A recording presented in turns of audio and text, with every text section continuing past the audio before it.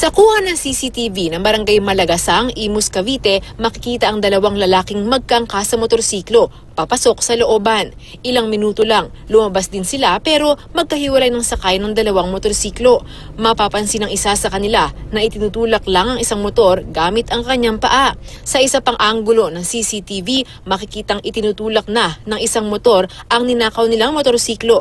Ayon sa kapitan ng barangay, tuwing madaling araw umaatake ang mga salarin. Hindi lang po lamang dadalawa lang silang katao, kundi meron pa rin silang mga nag-aabang doon sa may kanto ng Malagasang Coastal. Hinala nila, dayo lang sa lugar ang mga suspect na armado ring daw ng baril. Sila rin ang itinuturong nanutok ng baril sa babaeng inagawan nila ng motorsiklo sa kalapit na barangay. Naipablotter na sa barangay ng mga may-ari ng motor ang mga insidente. Patuloy na pinaghahanap ang mga salarin. Sa Cabuyao, Laguna, mga nasa likod naman ng gas-gas kotse ang nahulikan. Sa unang tingin, tila magkakabarkada lang na naglalakad-lakad ang mga kabataang ito.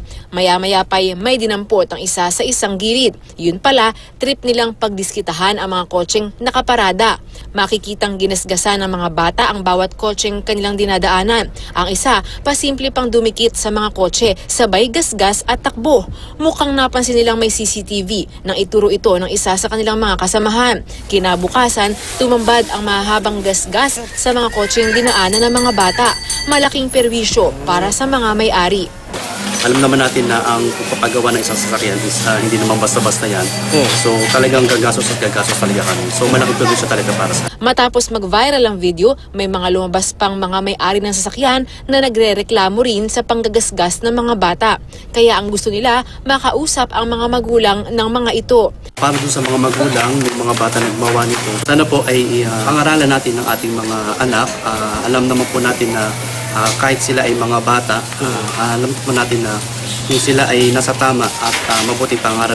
Magsasampa raw ng formal na reklamo ang mga biktima ng gasgas kotse. Sinisikap pang matuntun ang mga kabataang nasa video. Rida Reyes, GMA News.